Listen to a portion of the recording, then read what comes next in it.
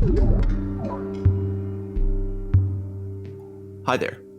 Welcome to Mushroom Hour.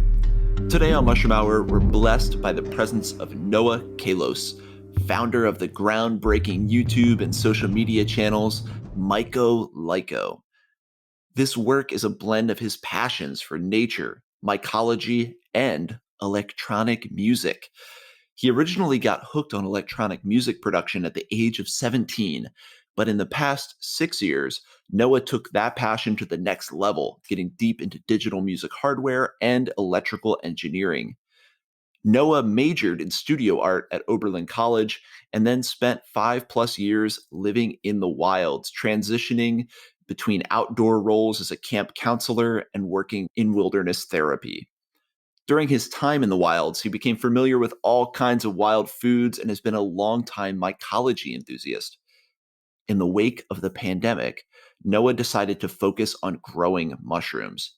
His plan was to convert his music studio into a mycology lab, but after a fateful connection between Mycelium and Synth electrodes, the studio and the lab became one and the same. Now, with his Myco Lyco project, Noah has been giving us all a window into the incredible musical frequencies of fungi. Noah, thank you so much for coming on the show. Oh, it's a pleasure to be here. Well, it's a pleasure to have you on. I was telling you before the show, my wife and I are obsessed with the synthesized beats that you are drawing out of the fungi.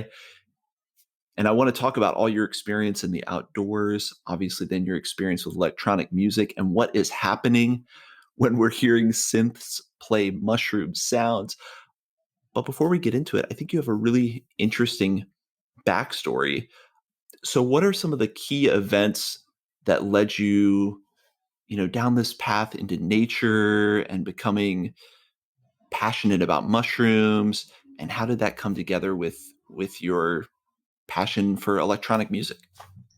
Ooh, wow. So there's a lot of things. So I've been playing music since I was a child. I think as soon as I saw a piano, I just started playing away. I've never had piano lessons, but I'm self-taught in the piano.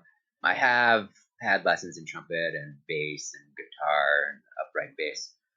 So music-wise, it was kind of just a natural progression to get to electronic music. I started when I was 17. I took a summer course at Berklee College of Music for upright jazz bass and took an elective in electronic music production. And from there, I was hooked, and I was mostly working like digitally in the computer until about 6 years ago when I started using hardware that's a blend of analog and digital technology. So that's kind of like the quick version of the music side of things. Yeah. I worked for a modular synth company for 3.5 years or so called Make Noise, which we can get into maybe modular synths and stuff a little later. On the nature side of things, I think that really started just as a kid going to summer camp, going hiking, and then from there, I ended up working at the summer camp. I hiked the Long Trail one year, then the next year I hiked the Appalachian Trail. I don't want to say that I thru hiked it because people get very particular about what thru hiking is. I hiked 1,900 miles of at the time was 2,175. So we skipped a little bit here and there, but we were on the trail for 6.5 months and had a blast. And then from there, I worked in nature after graduating from Oberlin College for a few years as a wilderness therapy field instructor. I was really interested in that work because this idea of spending time in nature as being therapeutic is something I talk about a lot on the show, and I think resonates with a lot of people. It's one of the reasons I know a lot of people get into foraging. It's kind of this walking meditation and this therapy at being, one with the natural world in a way.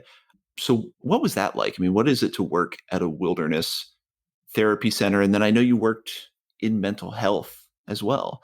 I guess in your opinion, with your experience, what are the ways that time in nature, which I think it's safe to say you earned your stripes, walking the Appalachian Trail, whether through hiking or not, you definitely spend a lot of time in the wild. How does that connection with nature help our mental health? I think for me, one of the biggest things is just there being a disconnect from technology. I am so happy that I thru hiked the Appalachian Trail back in 2006 before smartphones were a thing. Because Right. since I've been on the trail, I've seen some people and you get to the shelter and everyone has their smartphone out, checking their Insta and all that. And I think one of the great things about being in nature is actually being able to disconnect, turn your phone off, turn your computer off, get away from the technology. Especially with all the social media I've been doing now, I admit I am very, very addicted to the technology. And it's great to put down, get away, have some mental space, breathe in the fresh air. So that's like level one. That's the very basic level. But just being able to be yourself, be in your own body, become aware that you are a person in a landscape and not be focused on all these external distractions that we constantly have. And that just brings a certain amount of mindfulness that you can't really find in other places. And then from there, once you go from like just being in the woods for a few hours, once you're out there, because the wilderness therapy program I worked with, kids would be there for months at a time. I would be there for 8 days at a time. It becomes a lesson about self-reliance, about knowing yourself and your body and your surroundings and awareness of what you need to be alive. Just the basic knowledge and understanding of, oh, it's raining, I need to do something about that. It's getting cold, I should put on more clothing. These are things that we oftentimes forget about. I mean, we obviously put on a coat if it gets cold, but we're not making sure that we're putting on enough clothing because we know that there's going to be a house we can get inside of, or a hot cup of a tea, a warm shower. If our clothes get wet, we can throw them in a dryer.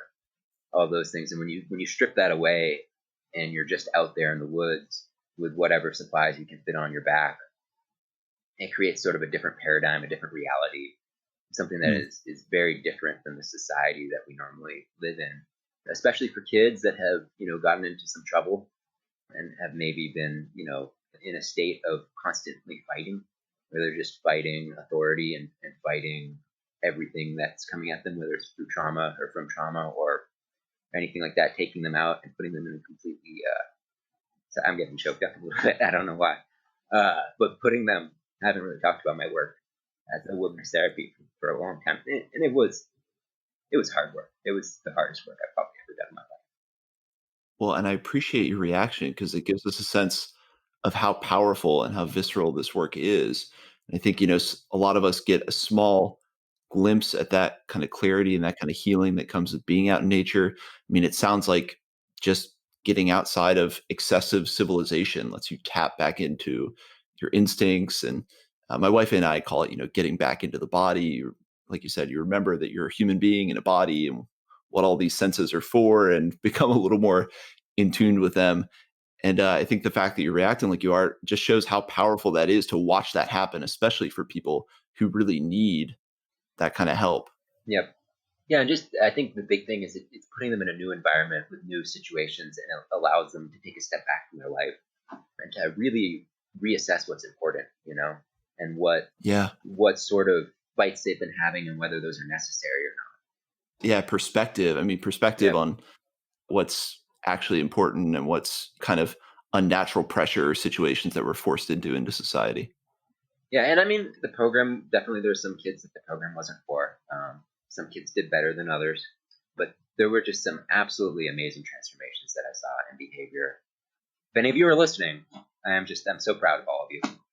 I had probably thousands of students in my 3 years there, so Wow. So you got to impact a lot of lives. And I know you said you weren't working as a therapist per se. So what was your role when you were working in wilderness therapy?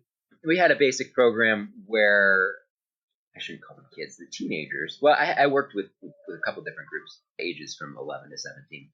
There was various tasks that they would have to do, like building traps, learning how to build deadfall traps. We didn't actually catch anything. Learning how to start fires with a quartz rock and a piece of steel, and then Oh, later they wow. learned how to bow drill fires. Set up a tarp. The basic skills like that, and they had to progress through the program learning those skills. Which learning how to bow drill can take 2 months. I mean, there's some kids that took a really long time to learn, and 2 months isn't even that long. So teaching those basic wilderness skills, just being there, hiking. We hiked every day, helping set up camp, basic stuff like that. And then there was like soft skills that we worked on too. A lot of like identifying feelings and the reasons behind that.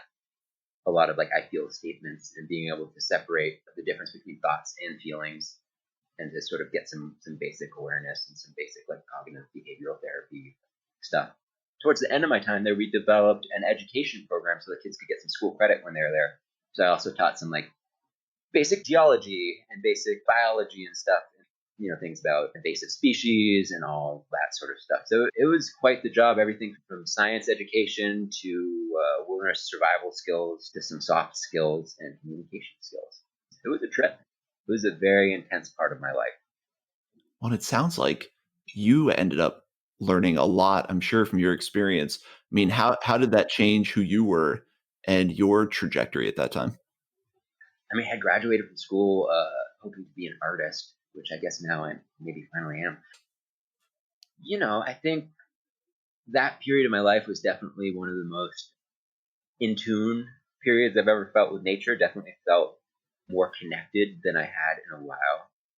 When I stopped working there, I was kind of so sick of being in the woods and living in the woods that I didn't go camping for a while, which is kind of a shame. I wish I had gone camping more because now I have 2 kids, so it's harder to do it. Right. Yeah, like just a deep connection with nature. Really, I was spent more than half the year out in the woods when I was working.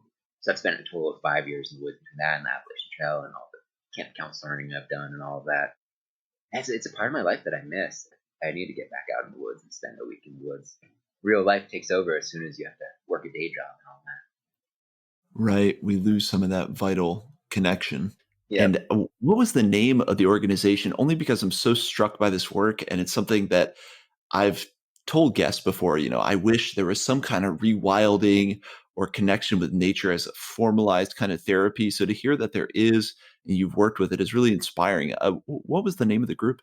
The particular place that I was working with was called SUS, which stands for, or it used to stand for the School of Urban and Wilderness Survival. But there's actually hundreds, if not thousands, of these programs all over the country. So there's a few in my area, out in the Western North Carolina, Georgia area. There's a whole bunch out west. They are somewhat controversial. Hmm.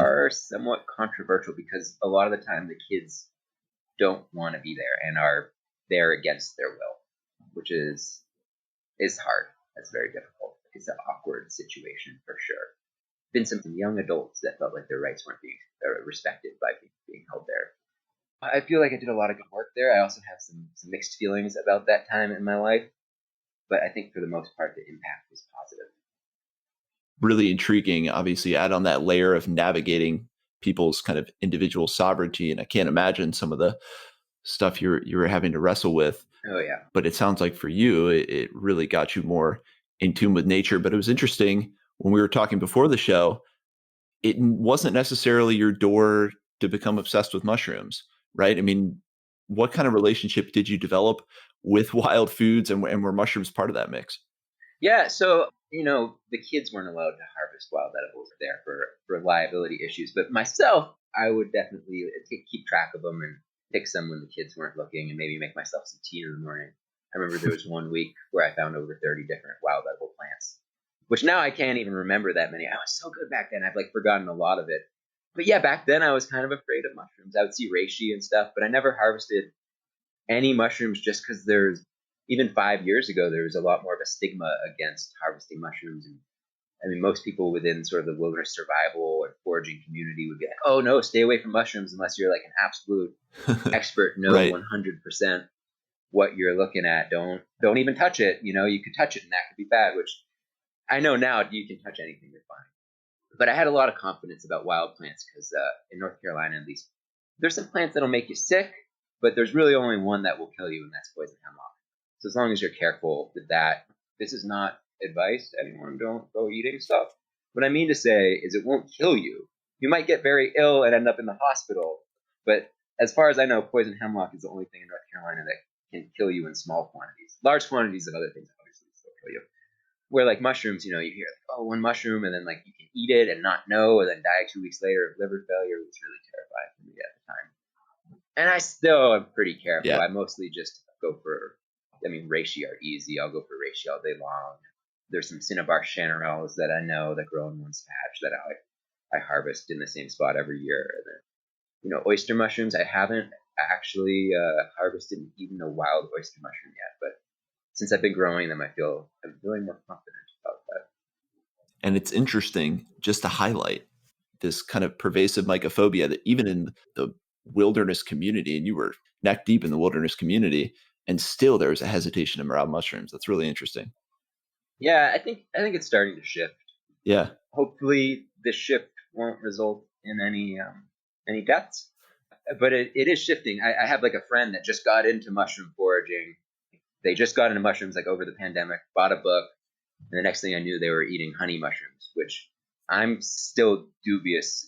I don't feel confident in my ability to identify honey mushrooms yet. So they were fine. They were honey mushrooms. They're alive. Everything's good.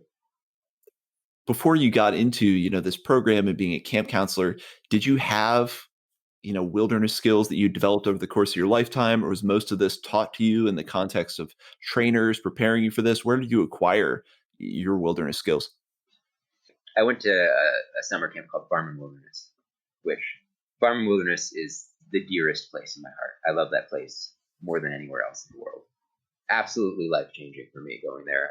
I think my first year there was when I was 12. I went from 12, 13, 14, 15, 16, and then I was there working 18, 19, and then when I was like 21 and 22. I hope one day that I might get a chance to go back and off there again. And they weren't open this summer, so it's a Quaker camp, and I think that that's really where my connection with nature started. We did silent meeting every day for 15 minutes and then an hour on Sundays, and that was outside. At one camp, it was like in a meeting circle, but it was still a nice view. At the other camp, we would just pick a random spot in the woods every day and go sit there as a community for 15 minutes in silence. And that was an incredibly powerful experience to do every day, and I love it. I wish I could meditate more in my life now because my mind is just all over the place recently. Well, and it sounds like meditation, and I'm not too familiar with Quaker culture. Was that something that you were kind of raised around? Was your family Quaker or anything like that? No, I was raised Okay. Jewish, but I did go to this Quaker camp starting at age 12. And yeah, Yeah. I think I first learned meditation at that camp. A lot of people took that as a time to meditate. Within the Quaker religion, I think you just kind of sit, and if you feel moved by the spirit to speak, you're allowed to speak. So sometimes people would speak. But yeah, it's just kind of a time to connect with divinity, however it is that you wish to do that, which is a wonderful thing in my opinion. Going to those camps is where I first started to learn wild edibles and wilderness survival skills and all that. And then working there, I taught them, and I was pretty good. And then when I started working at Sue's, I got really, I don't want to brag or anything, but I got pretty good at bow drilling. I think my record for bow drilling a pole was about 6 seconds, which is, if you've ever bow drilled, that's a thing. Well, and I think it's worth tooting your own horn about bow drilling, because it might look easy on wilderness survival shows when Bear Grylls does it, but it's a lot harder than that in real life. Oh yeah, Bear Grylls don't have anything on me.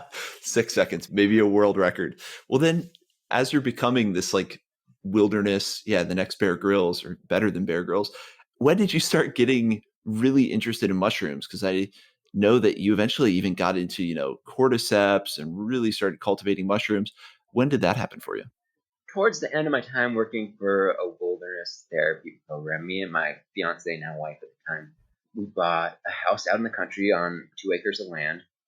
And that's kind of, we started, I had read this Sepulcher book around then, and I got like real deep into permaculture. And from permaculture, it wasn't very far to go into mushrooms. So I started 9 years ago, starting to do some like just oyster beds outside where I would just like, buy some oyster mycelium sawdust spawn and mix it in with some straw and put it outside and hope for the best.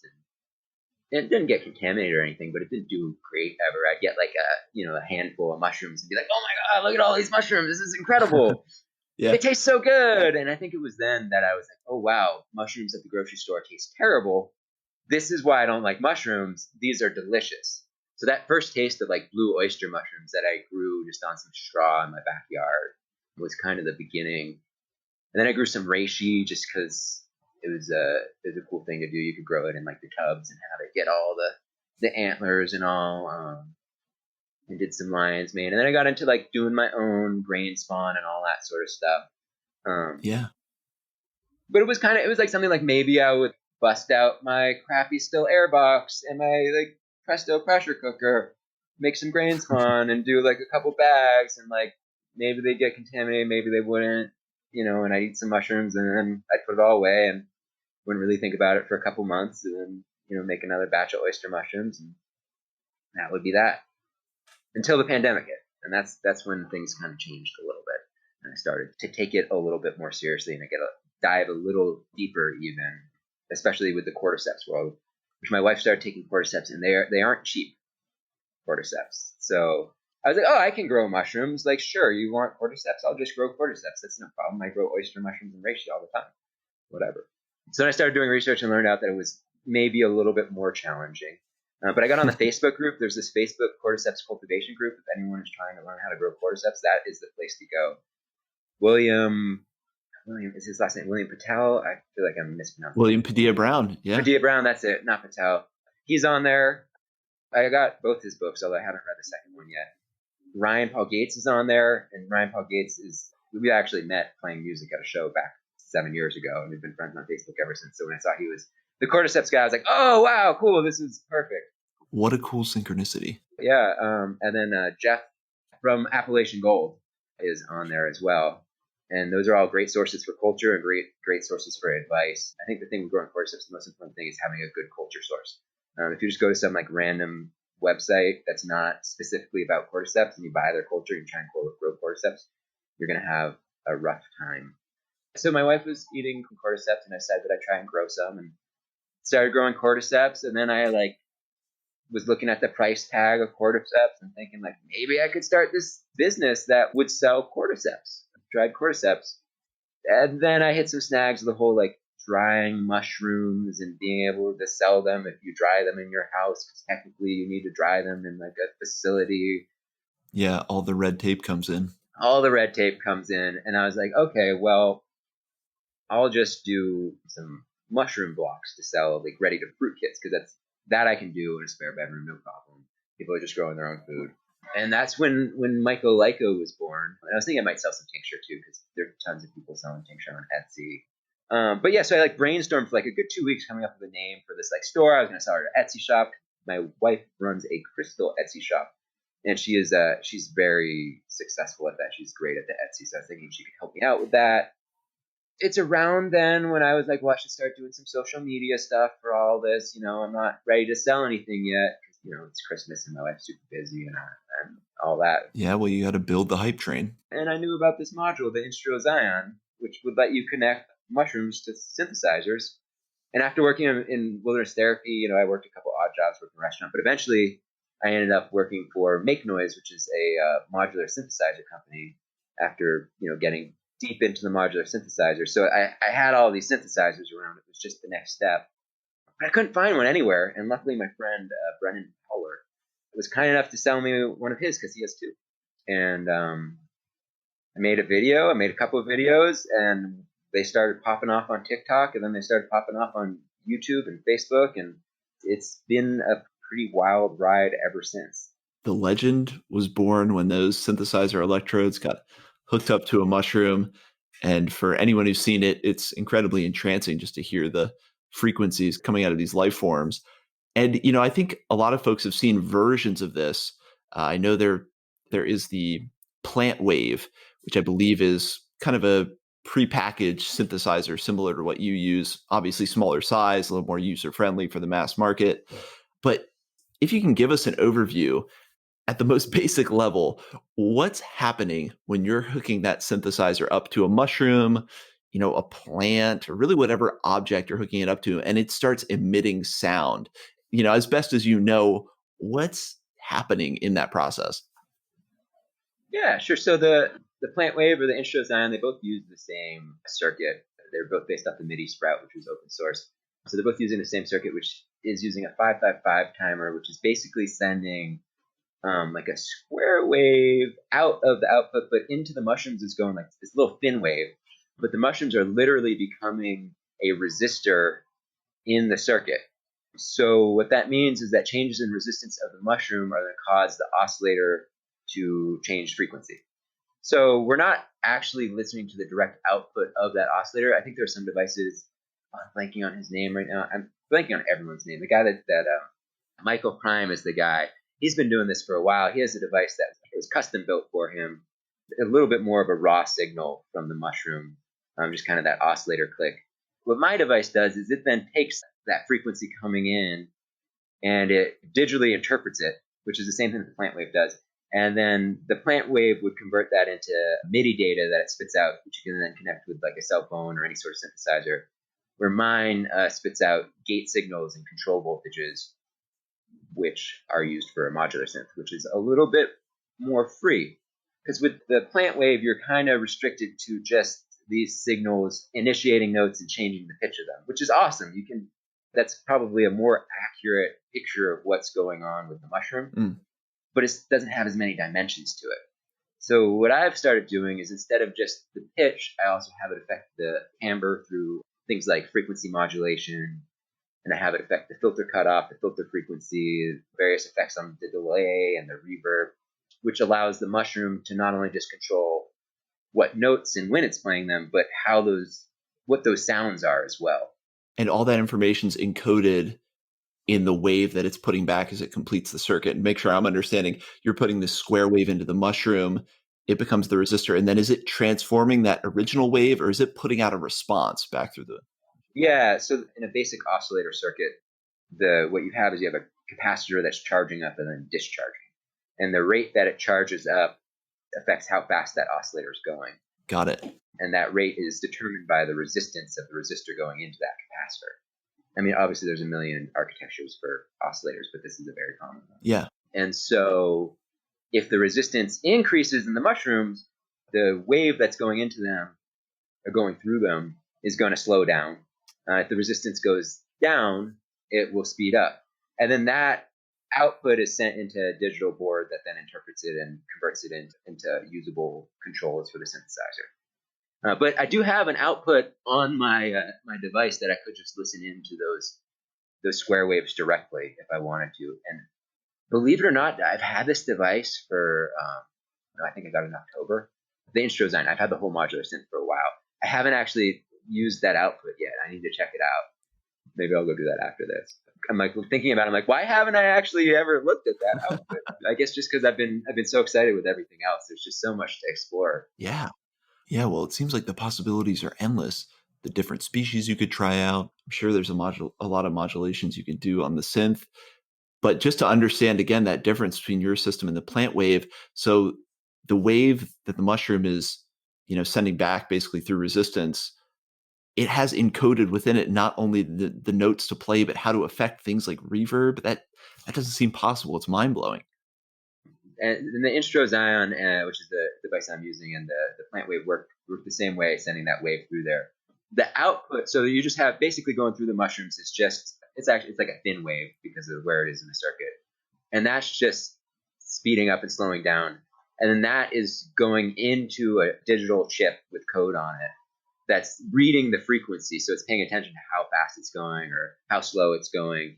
And then it's assigning a value based on that. So with the plant wave, it would be assigning a MIDI note and, when it turns on and when it turns off based on, when there's sudden changes in the resistance is how it initiates notes. Where with my device, it's just converting it into sort of raw voltages that I can then plug anywhere I want in the synthesizer. I mean, that's incredible. And it just gets to this idea that frequency and sound really contains so much information. Oh, yeah, absolutely. And I think to me, I find it far more interesting to give the mushrooms a wider sonic universe to play in. Yeah. So that they have the ability to change the actual sound itself rather than just what notes it is. And I feel like that creates something that allows you to get a little bit more in tune with them and to sort of feel what they're expressing just a little bit more. I guess what I want to know, because you've obviously done other objects that you've hooked the electrodes up to, done this similar process, letting crystals, let a wave pass through them and then encode musical information in there. How are mushrooms different? Do they have any unique signature in terms of what kind of music they end up playing with your system? The mushrooms are way more active. People might take that the wrong way.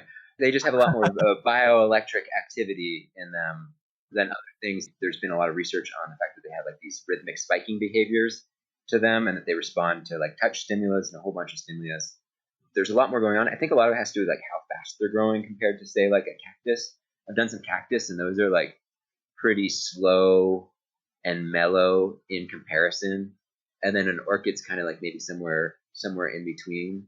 Oyster mushrooms are crazy, Cordyceps are a little bit more chill. But definitely like oyster mushrooms, like I've had different patches that should sound very different, and I'm surprised that they still sound so similar. The oyster mushrooms definitely seem to have some sort of like characteristic sound pattern when they get hooked up. The crystals, I don't know about the crystals. Some of my fans are gonna hate me for saying this, but I've explicitly stated in a lot of the videos that I have no way of knowing whether it's just picking up Wi-Fi or not, because you need something that's conductive, and so I can't just clip the electrodes onto the crystal and get anything out. So I'm putting a copper wire around them, which is it's like an antenna, so it could just be picking up Wi-Fi. What I like to think, at least, what I tell myself, is that it's an interaction between sort of the ambient electromagnetic fields and the crystal, because moving the crystal or changing the crystal or even putting other crystals around it do have an effect on the signal coming out. I don't know that glass wouldn't do the exact same thing, but I like to think that there is at least a small difference between the crystals and glass. And it's that small difference that I hope people can find beauty in. That small difference is where the magic is. One of my questions was in the stimuli you can provide that might manipulate the reaction. Because, when I first think of it, it's like, well, is that wave passing through, in this case, the mushroom, the mycelium organism, going to be the same no matter what's happening? Or let's say, yeah, you touch the mycelium block, or, God forbid you even cut it or, provoke it somehow. Does that change the feedback then that you get? Oh yeah, there's absolutely a reaction to touching it. There's a lot of reasons for that. One is that you're just touching it, so all of a sudden your capacitance from your body is going to be involved in the Oh, waveform, true. so it's going to be going into you. But the things there is, even after you touch it, there is a response for a few seconds afterwards as the mushrooms are actually responding with an electrical signal to the touch. And then there was like one video where I was harvesting cordyceps in a tub, and I wore gloves to try and insulate myself as electrically as possible, although they're thin gloves, and there's still going to be some capacitance issues with that. But absolutely touching them, spraying water on them. I creeped myself out once. I was doing this live stream on TikTok where I had some cordyceps hooked up, and I was like putting crystals around them, and they were like changing when I moved the crystals around them, and then like put some other plants, and then someone's like, sing to it, and I'm like, I'm not gonna sing on a live stream on a public platform. I will sing my children to sleep. I might sing before meals at Farm and Wilderness, but I'm not gonna sing on TikTok. But I was like, but I do, as cliche as this is, I do happen to play the Native American flute. I'll play some Native American flute for them, and they absolutely responded to it. I should really make a video of that at some point, but it kind of creeped me out, so I haven't done it again yet. And like I was like, is it just me playing the flute that it sounds different because I'm like playing the flute at the same time? And people are like, no, they responded. They changed what they were doing when you played the flute. And I was like, okay, that's weird. I don't know if it's just like vibrations being picked up on the table that they're on, or they're vibrating, or like what's going on really. But and I'm sure there's gonna be some people that are like, no, they wouldn't do that. But this isn't science; it's art. So, in my opinion, yeah, they absolutely responded to the flute. That just changes the game potentially, because so many of the mysteries around mushrooms, I think one of the biggest burning questions is, how is information transmitted along mushroom mycelium? When you have a mycelium Oh yeah. block and you touch it, how does the rest of the mycelium somehow know what's happening over there? As Merlin Sheldrake put it, they're processing information everywhere at once, but nowhere in particular at the same time.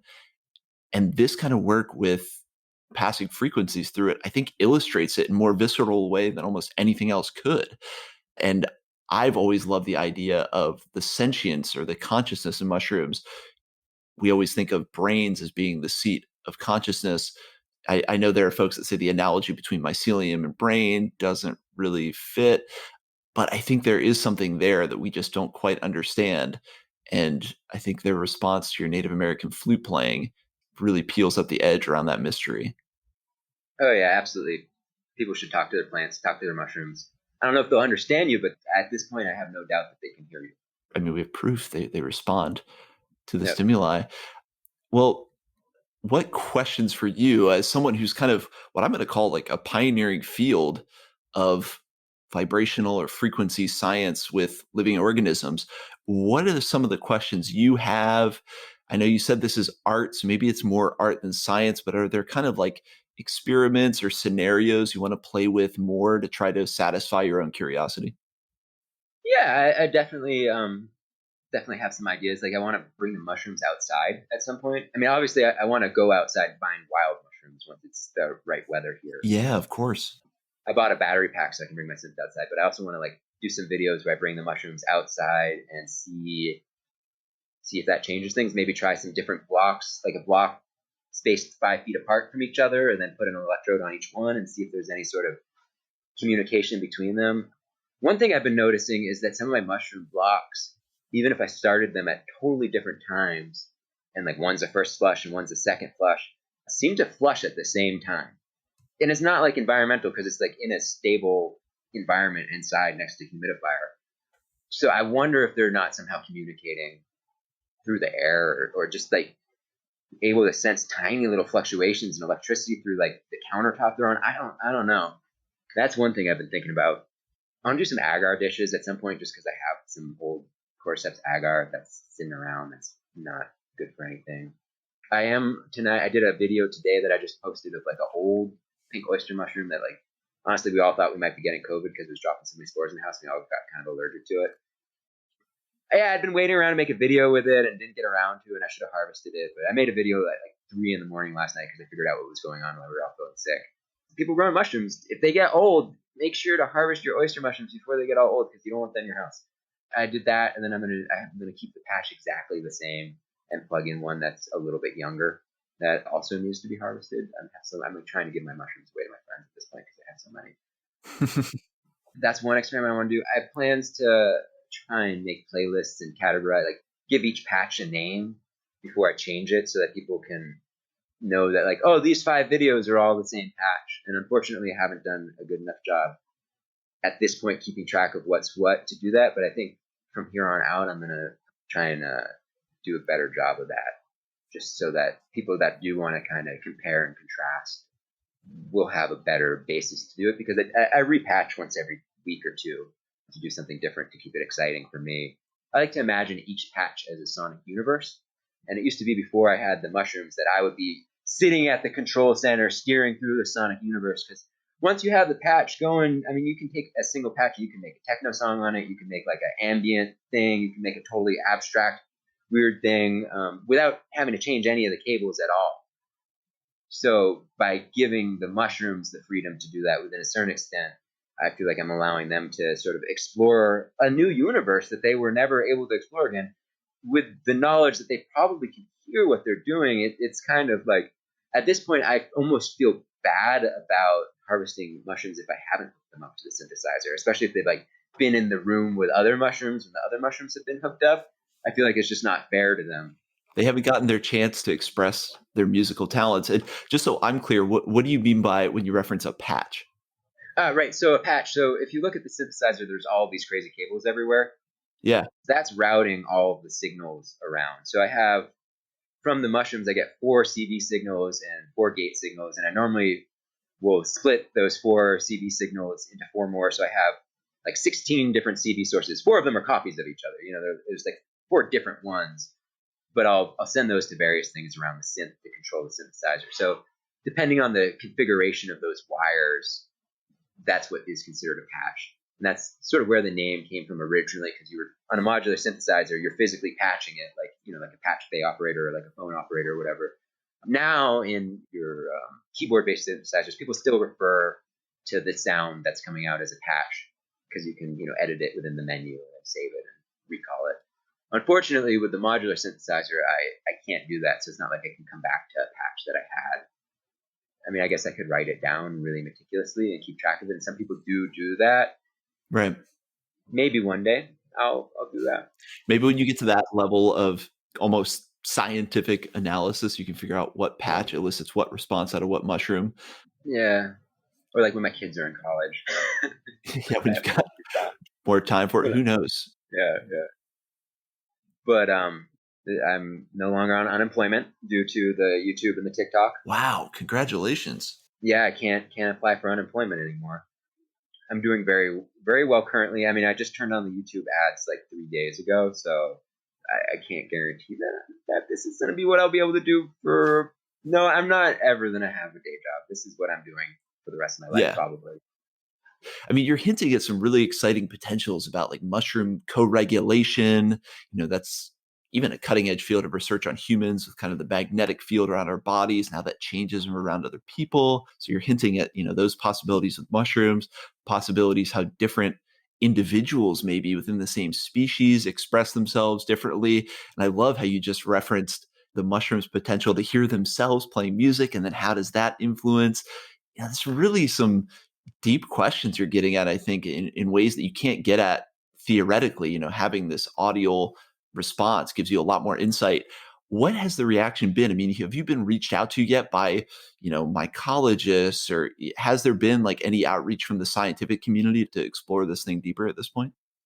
Not really. No, I don't really think I'll have any scientists reaching out to me just because there's research on the electrical activity of mushrooms that's out there. Right. And there's much better ways to do the research where you can hook up something that'll just monitor the resistance and plot it on a graph or something like that. Got it. Where, if you wanted to actually study it and look at it and try and derive some sort of meaning from it on a scientific level, that probably would be easier to analyze than just the sound.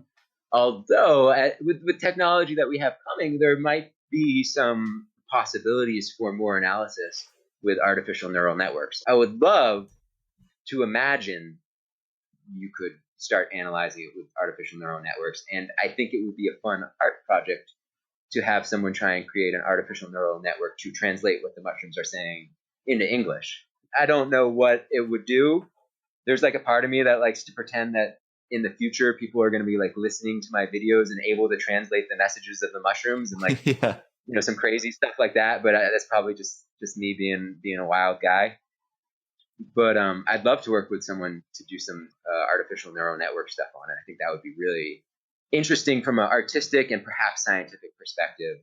But there definitely are probably better ways to analyze things without the music. But it might be really interesting to run both of those things at the same time, to be doing the music, biodata sonification, and see how that affects the data that they put out, like do without the music, with them playing the music, with them playing random music, playing music that other mushrooms made. You could definitely do some cool stuff.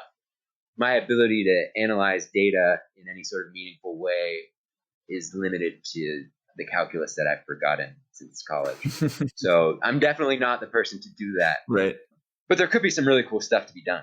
I think you're going to inspire a lot of interest in this vein of biosonification. I like that term. I think you're going to inspire a lot of people to get into this. I know that myself, my wife, pretty much anyone who watches it thinks I need that, what looks like an old phone bank, this modular synth in my life. I need to start connecting it to things because it's just, I mean, it is like you're communicating with the mushroom. And something that I've seen you do, maybe it's just for the sake of creating a story, the sake of the video, but you've had, mushrooms talking to each other.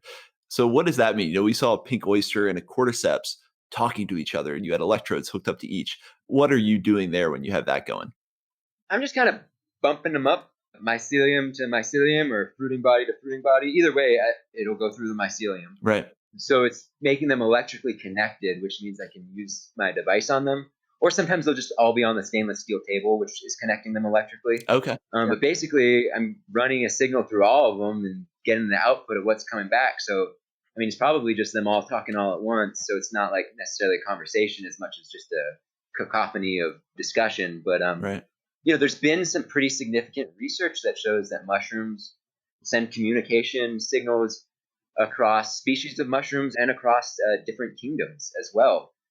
I remember there's this Paul Stamets quote where he talks about the discovery of endophytic fungi. And that was something that for me was really groundbreaking and life-shattering when I first heard about that.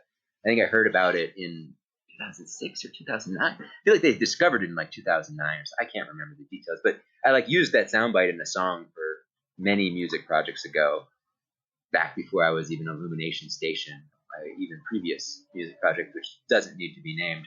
I used that soundbite about Paul Stamets talking about the discovery of endophytic fungi and how they're in between cell walls and can mediate the nutrition and glucose levels between different species of trees in the forest. And to me, it's clear that the movie Avatar is real. that there are electrical, chemical signals, maybe other signals that we don't even know about yet, being sent between the forest. That was life-changing for me. Also, realizing that our perspective that we've been taught about nature being the survival of the fittest is a lie. Yes. And we're used that a lot to support and back up and justify the capitalist economic system. Yeah, it ends up being a pretty central rationale for a lot of immorality that goes on. Right, this whole survival of the fittest idea. But if you actually look at how nature works, it's not survival of the fittest. In fact, it's cooperation. I mean, even the predator-prey relationship, predators aren't going after the biggest prey. They're going after the young and the sick. And so it's a cooperation where both species are improving the other one's genetics throughout history. I mean, if you want to look on on a historical scale, the predator-prey relationship is benefiting both species. Similarly, in the forest, if a tree gets too much sun, it's not like, "Ooh, I'm getting too much sun, you all are screwed." Nope, it's actually sending its glucose to other trees, other species to help everything else out. And I think what you're elucidating beautifully is that idea of how a relationship with fungi, a relationship with mushrooms, really understanding them on that level, the biochemical, potentially electrical, the signals they have, both mycorrhizal and endophytic fungi. It hints at this idea of how it changes narratives, how it even changes our human narrative. Because so much of the way we tell our stories and we organize as societies and as cultures are based around or rationalized by models of other organisms or natural forces. So I think we're entering this era of, this massive appreciation for the mushroom. And I think this podcast, your incredible popularity with the music you're putting out are kind of symptoms of that, of our culture seeking out this other narrative or models because the ones we're using clearly aren't working. And fungi seem to offer answers in a lot of ways. Absolutely. Absolutely. I think fungi are definitely going to be a part in changing and saving the world in so many different ways. There's so much innovation going on in the fungal world. I kind of want to try my hand at making some of that like mycelium leather. I don't know if you've seen that stuff. I That's super have. cool. Yeah. There's just so much going on right now. And I think the hobby as a whole has like really blown up, especially since the pandemic. There's a lot more citizen science going on, which is really exciting.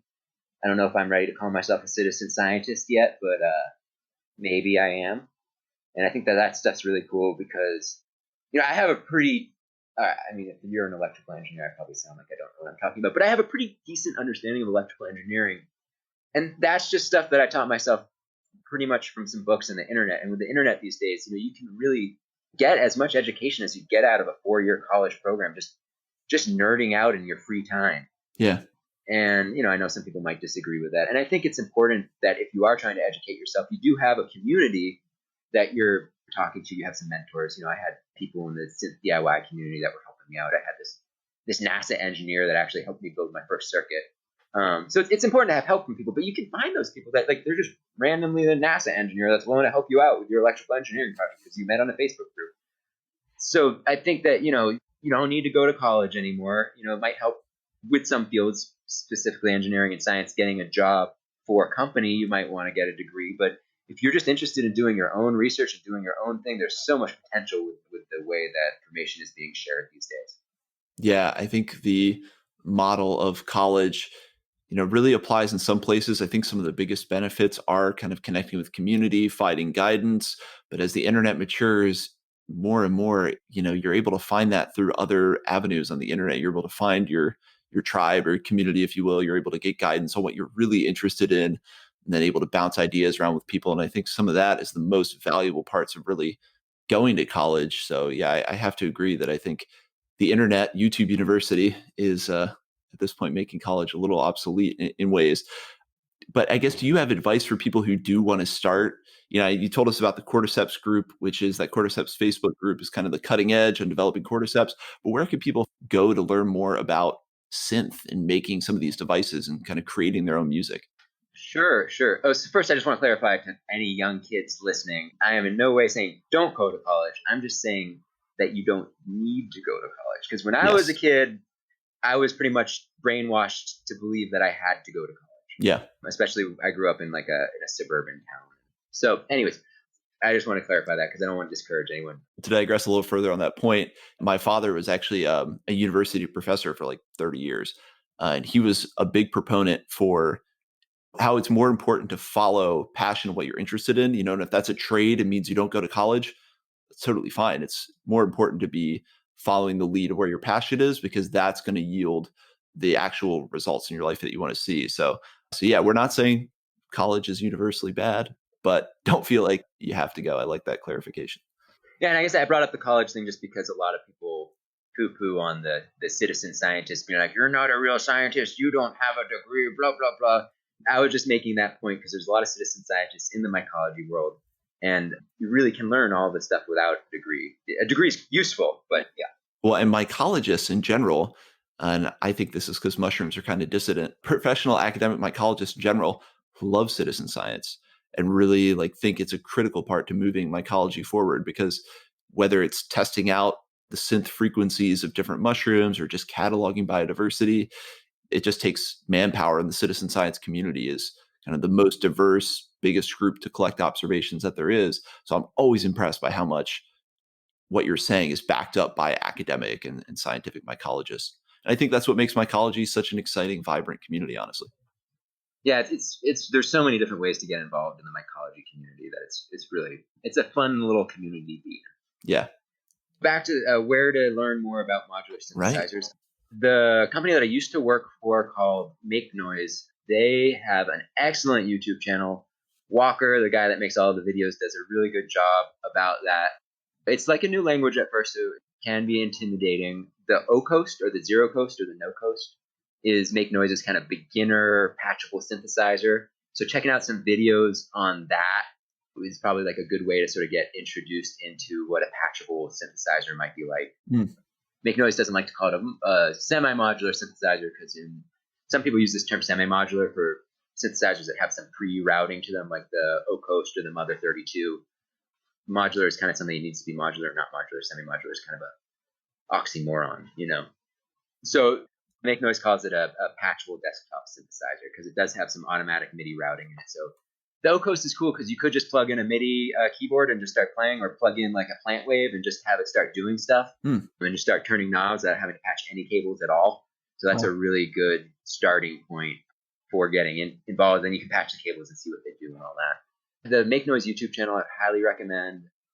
I like DivKid Ben on YouTube. He has a lot of videos, but he talks fast. I remember when I was first getting into modular, watching his videos, and he was like, LFO, EG, BCA, all really fast in his British accent. I had no idea what he was talking about. There's a couple books. There's a book called Patch Notes. I haven't looked through it that much, so I don't know how good that would be for beginners. Oh, obviously I should plug my Facebook group. I have a Facebook group that I started years ago called Eurorack Patch that is entirely about people learning how to patch Eurorack synthesizers. Perfect. So feel free to join that group, ask questions, and get going. Yeah, there's, maybe I'll make a tutorial for my current channel at some point just on the basics, because I used to give demos when I worked at Make Noise. So I've done it a million times, and I've done some Skype modular lessons in my day as well. Although I don't know if that would be too far out of my channel's paradigm to really... might be too off-brand. Makes sense. Yeah, it might be too off-brand to do synth tutorials because there's so many. There's millions of synth tutorials on YouTube. Yeah. Andrew, it's either Huang or Huang. I know I always mispronounce it. He's like Andrew Is Music on the YouTube. He has like 2 million subscribers. He has some videos that I think are actually probably pretty beginner-friendly because he already had 1 million subscribers on YouTube when he first got into modular. He probably has some good tutorials on sort of how it all works, I bet, because he has a ton of videos. So those are some good places to look. Yeah, so it sounds like join the Facebook group, Eurorack Facebook group. Go on YouTube. There's a vibrant community full of YouTubers ready to show you how this works, so we can kind of all dip our toes in the water and start playing with synth. I know that's high on my list for the new year, is to try to dip my toes in these waters, because watching your videos has been, I just love the concept of it so much. What are any future plans for you? I know we just talked about your channel and we want to keep you on brand here, but what are some future plans or projects that you've got in mind? And that could be, synth related or otherwise. Sure. Well, I think I'm just going to keep going with this Myco Lyco because it's being so successful. But I've got some lion's mane growing, so I'm going to do some lion's mane soon. I had a whole bunch growing that I just got a flow hood like month or two ago, and the first set of stuff I did with the flow hood, even though I let it blow for a really long time, a lot of it got contaminated. Probably because I thought the flow hood was going to be some like magic sterile. I don't know. Right. I thought that Suddenly it you would think be. no protocol needed. I just wasn't using as much alcohol as I normally did, and it seems like since I sprayed a lot more alcohol, things are doing good. So I want to do some lion's mane soon. I have some lion's mane in an agar jar that's like started to fruit in there that I might do because it's gorgeous, but I also like really love it and don't want to mess it up. And then that's from, I have a friend that works at Moog, and they had a lion's mane growing, Moog being the synth company. They had a lion's mane growing at their house, and that lion's mane is one that I cloned from that. So I'm working on bringing up that strain of lion's mane, and I'm excited to do some videos of that just because it grew next to someone that works at Moog's house, I guess. I don't know why that matters, but it's cool to me. It's got some special residual energy inside of it. It's going to produce amazing sound. Yeah, it's weird. I've been to Moog's house. It's weird. Like I have friends that live at Moog's house now. I'm like so connected into the Moog world, even though I worked at Make Noise, not Moog. Anywho. Now, are those two companies kind of the Coke and Pepsi of the synth world? They're just the two big synth companies in Asheville. But I don't know if you've ever checked out Ryan Paul Gates' strains, terrestrial fungi. People call it both that. I never know which one to call it. That's funny. You know, I swap my pronunciations between fungi and fungi. And yes, actually, we've had Ryan on for an interview, which should be airing, pretty soon. Awesome. I'm going to get some of his reishi strains because his reishi, I don't know if you've seen his reishi. They're some of the most beautiful. They're so gorgeous. I would love to have one of those and hook him up to the synth. We were actually chatting the other day, and he's trying to get himself a biodata sonification device to hook his reishi up to his stuff. And I told him about this guy on Tindy that was selling him, and literally, as we were both like, yeah, maybe we should just, because I was like, maybe I should just pick up another one, just get a MIDI-based one to try that out. They went out of stock because I've been telling too many people about that guy. You've been spreading the word. Yeah, he's selling them for like $125, although it's 70 shipping, which is why I didn't check out right away. Because 70 shipping from Germany is kind of steep, but on the market, that's the cheapest thing you can get that'll do the thing. And what's that called again? He has a website on Tindy. It's just a MIDI Sprout clone. So if you just Google Biodata Sonification and Tindy, you'll find it. And now I'll never be able to get one because everyone will know about it. Yeah, maybe we shouldn't put the word out, but it doesn't sound like you have to break the bank to start playing with this stuff. No, I think it's great. I want more people to play with it. And maybe I should send that guy a message and be like, hey, you should probably build some extra ones because I think I'm sending some business your way. And give Myco Lyco a referral code. Yeah, that'd be nice. But that said, the whole project is open source, actually. I should send you a link for anyone that wants to get involved that's maybe handy with an Arduino. Because when I saw the $70 shipping, I was like, I'll just build one myself. I have an Arduino Uno sitting around. It's like an Arduino Uno, or you can do one without an Uno with a board and a Atmega 328P on it. But the easiest way is just to buy an Arduino Uno, get a breadboard, and you need like a 555 timer and a couple parts. And the hardest thing is going to be compiling the code and putting it on the Arduino. And then besides that, you just have to wire it up. There's a GitHub that shows you how to do everything. And there's Instructables too, actually. And it's all by the guy that made the MIDI Sprout, which then turned into Plant Wave. So I'm just very thankful to him that he put it out there as an open source project, because that's what allowed the Instro Zion to be made, is because it was based off of that. Because that's definitely the cheapest way to get involved. I think you could probably build the whole thing minus, the synthesizer that you're connecting to, probably for like $40, in a couple hours of time. I'm over here kind of nodding my head like I know everything you're talking about, but I'm excited to dive in and get familiar with this new vocabulary. But it sounds like MIDI Sprout and that link you're going to send over some great places to start. And then where's the best place for people to find you and your work and interact with you? Folks listening by the time this airs are probably going to know about it because it's blown up so much. Where's the best place to find your work? For longer content, YouTube, definitely. I'm going to be putting videos out. Recently, I've been putting them out every day. That's been going really well, but I'm not going to be able to keep that up forever because I'm going to run out of mushrooms. But at least a couple times a week. So YouTube for longer content. I have a Patreon that is actually now mostly just kind of crystal based, because there's some people really, really into the crystal. The people into the crystals are more into the crystals than I am. So if you want to get deep into some crystals, some long crystal meditation tracks, that's where I'm going to be putting the longest audio tracks. And I'll probably put some long mushroom tracks on there as well. So if you want to just like tune out to some things, the Patreon, it is $3.33 a month. Oh, magic number 333. Yeah, yeah. I'm like, someone signed up for $33.33. So that was awesome. Wow. Yeah, yeah. So that's a nice little monthly chunk of change. Yeah, getting some energy in for the great energy you're putting out there. Short stuff, TikTok and Instagram. I'm on both of those. I just changed my Illumination Station page to Myco Lyco on Facebook. So if you want to dive deep into my synthesizer journey, the Facebook and the Instagram will take you deep, deep, deep into before I was even doing modular stuff on the Instagram. I think. I really encourage people to check it out because tons of good content. It's something new that we don't generally get to see. And yeah, I like your videography work, honestly. The colors and having the board in there next to the mushrooms. There's something really cool about it. Yeah, that whole thing kind of evolved in an interesting way. I mean, I went to college, as I mentioned college before. I did go to college. Right. I studied art in college. I was originally going to college to study music and science, which would have made more sense for what I'm doing right now, I guess. But I had some religious experiences during college and kind of decided that I was looking for the answers to the universe, wanted to know everything. Aren't we all? And I realized freshman year of college pretty quickly that the answers I was looking for I wouldn't find in science. Now with all the crazy quantum physics stuff, maybe I could, but it didn't seem like what I was looking for was going to be there because it just seemed like the more you learn, the more crazy it gets, the more people don't actually know what's going on. Right. And so I was decided to seek knowledge in a different way, and then started doing art as a way to do that. Explore the inner realms through, I did a lot of abstract painting, and it was kind of like a thing about like as you paint, you're meditating and your emotions are changing and you reflect that in the painting, and the painting becomes like this record of your conscious thought in a way. Anyways. I think that's absolutely true. And I think it's no surprise then that your aesthetic sense flows through you and into your video setup to transmit the frequencies of the fungi. Oh yeah, absolutely. Yeah, the whole like the stainless steel table and the flow hood in the back and all of that, it works, and it wouldn't have happened if I hadn't been originally trying to start a mushroom business, because I had that in there. And then the pink light that I use, I just added some other color lights too, but the pink light that I used, I originally had that in there because I was experimenting using that instead of white light for some of my cordyceps, because cordyceps, they have a very interesting response to light.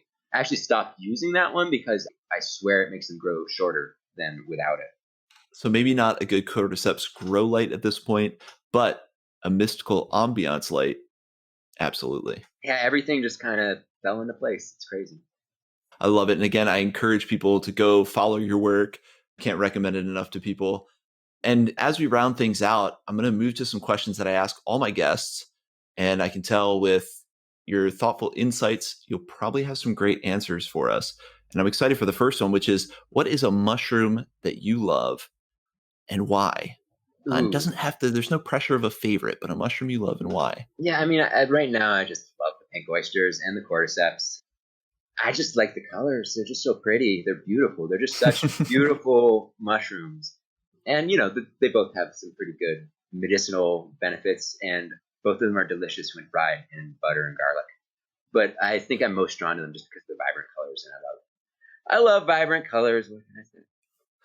Who doesn't love mushrooms of vibrant colors? And I guess to extend that question, what mushroom do you think sounds the coolest or the most pleasing to you? Ooh, I think I like the cordyceps. I think that they're around for a little bit longer than the pink oysters. Like a cordyceps, they take like a month, or well, they take like 60 days fully. But like once they start pinning, you've got like a good month before they're fully developed. Right? I just feel like they're in this world longer. I mean, I know the mycelium is sort of where the main organism is, but the actual fruiting body themselves kind of have a less impermanent existence, which somehow makes me feel like they're wiser. Wiser, maybe more grounded, a little less frenetic than the oyster Yeah. mushrooms. Yeah, I got to try some reishi because those stick around even longer. I have a feeling we're going to kind of get a download of sage wisdom from the frequencies of the reishi. Yeah.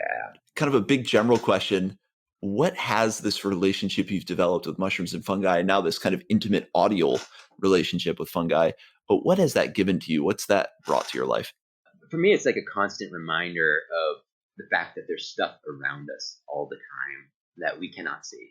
There is so much information encoded into every little speck of dust and every little thing that is just because of our perception and our scale, we are not aware of. And that when we take this information and we use it for something, artistic and creative, that really magical stuff can start to happen. Yeah, there's all kinds of invisible power all around us waiting to be tapped into. I really like that idea. I think fungi do illustrate that beautifully. And then finally, what's the lasting impact you hope to have with this work? And this doesn't have to be something really grand, but what's the lasting impact you hope to have with your work with Myco Lyco? This is grand, and it's honestly, it's not my own idea, which is the amazing thing about this artwork, is that people have already brought ideas and stuff to it. Like meditating to it was not my idea. That was some random comment on TikTok, and I went with it. I'm like, oh, that's cool. Yeah, it's the whole thing. But I hope that it raises people's awareness of how alive plants are, and fungi and nature in general, and maybe even the earth. That we like to think of these things as still and unmoving. Oh, that chicken's coming through. We like to think of these things as still and unmoving, but as soon as we tune into them in a different way, we can really see how they're alive. And I hope that maybe it helps people to respect nature more, and to realize that we need to protect our nature, and that we are caregivers to the land, and that is a very important role for humanity to be trying to play right now. And I think there's no stronger way you can do that than by giving nature and the organisms that live within it a voice. I know for me, just listening to your videos makes me look at mushrooms differently. Just hearing that sound they're emitting gives you a different perspective. So I definitely think you're doing that. And Noah, thank you so much for coming on the Mushroom Hour and sharing your art and sharing your whole story. You've been really open, and I'm excited to see where it leads because I think it's fun and exciting work. So thank you so much for coming on the show. Oh yeah, absolutely. Thank you for having me.